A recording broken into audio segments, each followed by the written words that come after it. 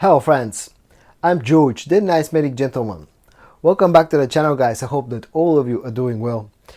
Today's video is going to be a review of 3 fragrances from the brand of Fragrance World. Or to be more specific, 2 of them come from a sub-brand that's called Athoor Al-Alam, and the third one is branded by Fragrance World themselves. The 3 fragrances featured in today's video are Vanille and Tobacco, which as you can probably guess is a clone of Tom Ford's Tobacco Vanille. The second one is called The One and Only Moonlit Night, and this one again you can probably tell that is cloning Dolce & Gabbana The One Luminous Night. And the third one is called Zakar Looks, and this one apparently is a clone of Armani's Magenta Tanzanite. Now, one of the 3 fragrances that I'm going to talk about in today's video turned out to be quite a disappointment for me. The other one is okay, and the third one actually turned out to be surprisingly good and I quite enjoy it.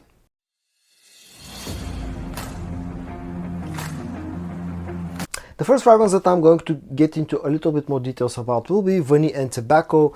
I'm not going to show you the full box because it's very similar to the original fragrance, so if you know how Tobacco Vanille comes packaged, you'll immediately recognize this one as well.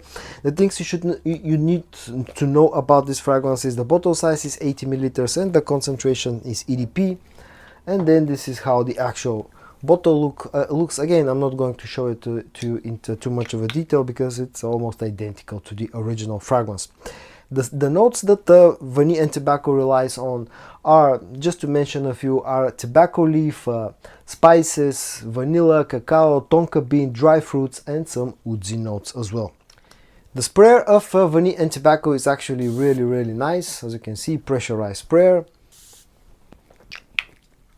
And this fragrance opens very dry, at least to my nose. It's very heavy on the cinnamon note, it has quite a few other spices, feels a bit peppery, yeah, and you also get a ton of that tobacco leaf note, which feels very bitter, and there's not much sweetness in the opening of this fragrance. Maybe there's a hint of that vanillic sweetness.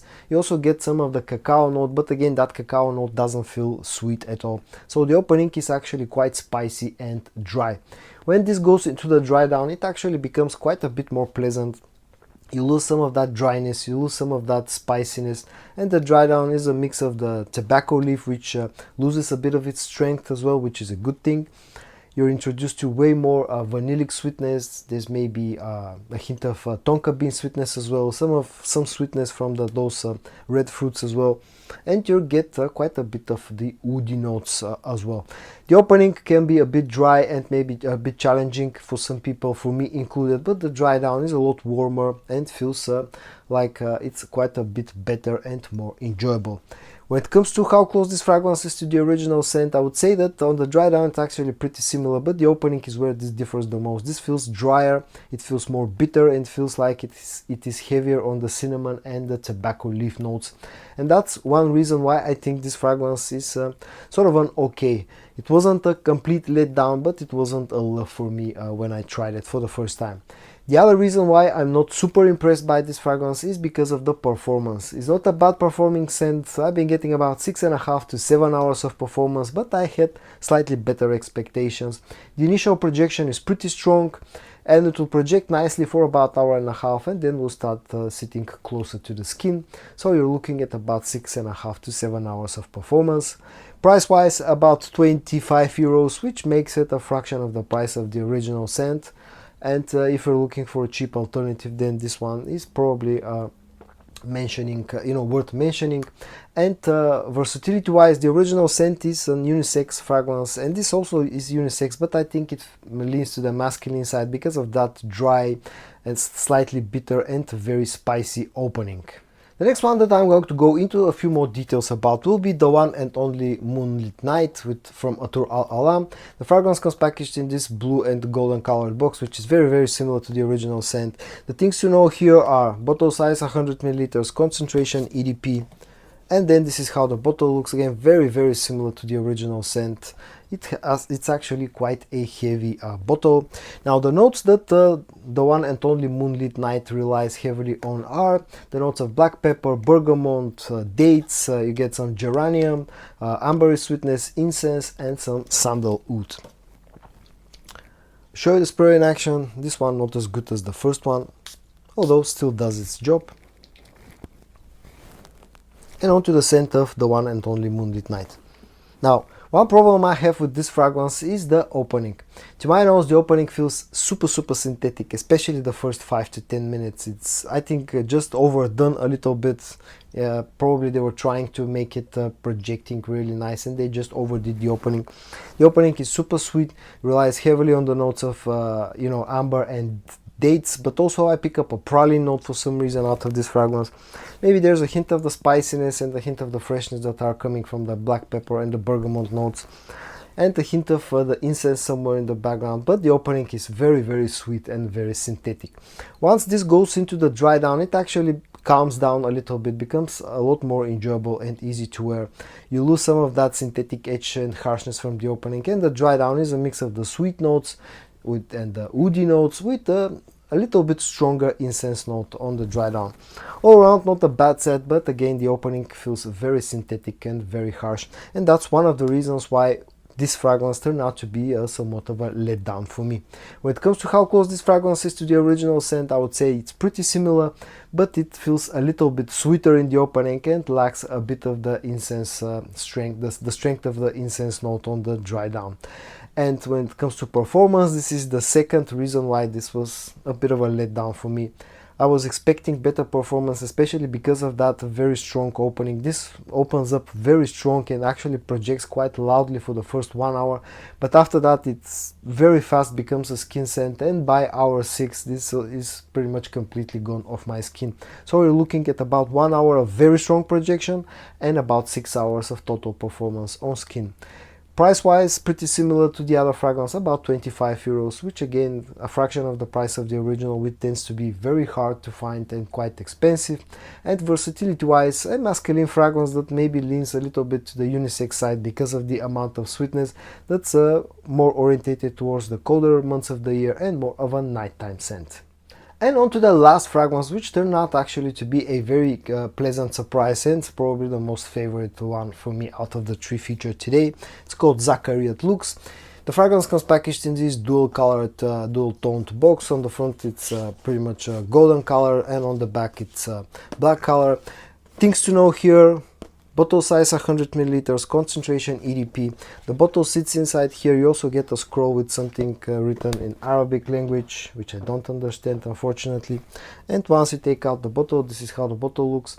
It is very similar to the other Zakar fragrance from the same line. The cap is plastic, but it's a very secure fit, and I kinda like the packaging and presentation. Some of the notes of Zakar Looks include ginger, bergamot and cardamom. You're also looking at some cinnamon, you're looking at a coffee note, you're looking at tobacco, vanilla and tonka bean as well. There is one other note that I'll talk about in a second that I pick up out of this fragrance. Spare, again, pretty decent. The opening is very sweet, but at the same time feels kind of boozy, and that's one of the notes that I don't find in the note breakdown, but I definitely pick up out of this fragrance.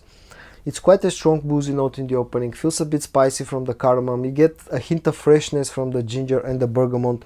You also get a ton of the cinnamon and a ton of the vanillic sweetness.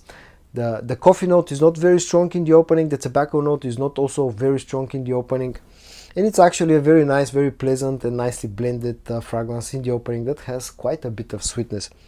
The more this goes into the dry down, the stronger the tobacco and the coffee notes become. The boozy note loses some of its strength compared to the opening, and the dry down feels even sweeter compared to the opening because the tonka bean and the vanillic sweetness are quite strong. But that coffee note and that tobacco note add really nice twist to the whole scent profile. As I said in the beginning of the video, this supposedly is inspired by Armani's Magenta Tanzanite, an original scent that I have never tried, so I cannot tell you how close this fragrance is to the original scent, but it also is kind of reminiscent of a few scents that I'm familiar with. One of them includes Tobacco Vanille from Tom Ford, also somewhat similar to Herod because of the mix of tobacco and vanilla, and even somewhat similar to Parfum de Marly's Ocean. So If you're familiar with the original scent, you'll probably recognize this one, but I'm not, so I cannot tell you how close it is.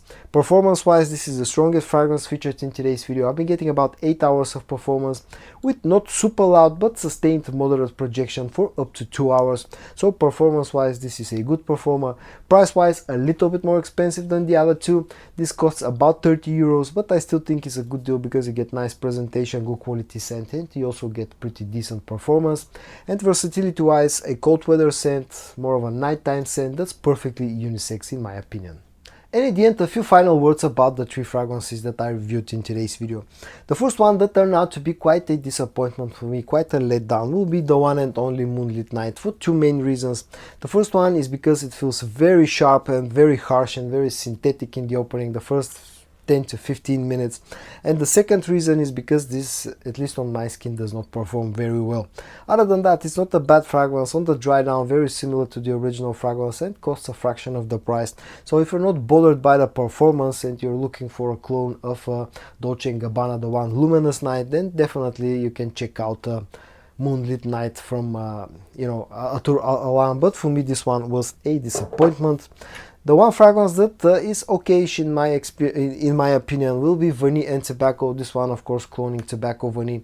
It's not a one-to-one clone. This feels a little bit more spicy in the opening, like having more cinnamon and more of the tobacco leaf note.